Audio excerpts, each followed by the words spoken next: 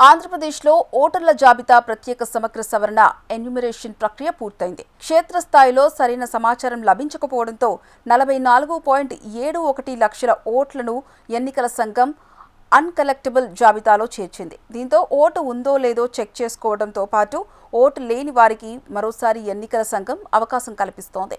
ఇందుకు సంబంధించి విధి విధానాలను వెల్లడించింది. అయితే ఈ సర్వే గడువు ముగిసే సమయానికి రాష్ట్ర వ్యాప్తంగా సుమారు 44.71 లక్షల ఓట్లకు సంబంధించిన సమగ్ర వివరాలు నమోదు కాలేదని అధికారులు గుర్తించారు. ఈ నెల 30న ఈసీ అధికారికంగా విడుదల చేయనున్న ప్రాథమిక ఓటర్ల ముసాయిదా జాబితాలో ఈ 44.71 లక్షల ఓట్లు ఉండే అవకాశం లేదని తెలుస్తోంది.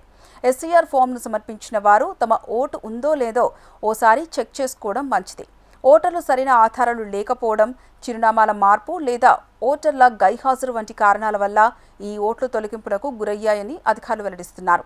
అడ్రస్ మార్పులు, మరణాలు, ఒకటి కంటే ఎక్కువ ఓటర్ లిస్టులో నమోదు అయి ఉండడం, ఓటర్ల వివరాలు అందుబాటులో లేకపోవడం వంటి కారణాలతో ఈ నిర్ణయం తీసుకున్నట్టు అధికారులు చెబుతున్నారు. ఇక జూలై 31న విడుదలయ్యే ముసాయిదా ఓటర్ల జాబితాలో ఈ పేర్లు ఉండే అవకాశం లేదని అంచనా వేస్తున్నారు.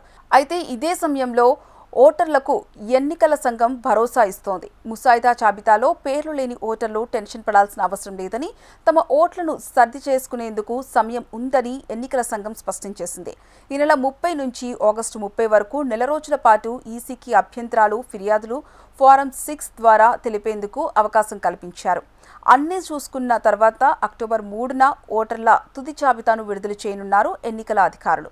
ఎస్ఎంఎస్తో ఎలా తెలుసుకోవాలి అంటే మీ మొబైల్ నుంచి 1950 నెంబర్కు మెసేజ్ చేయాల్సి ఉంటుంది. ముందుగా మీ మొబైల్లో ఈసీఐ అని టైప్ చేసి స్పేస్ ఇచ్చి ఎపిక్ నెంబర్ను ఎంటర్ చేయండి.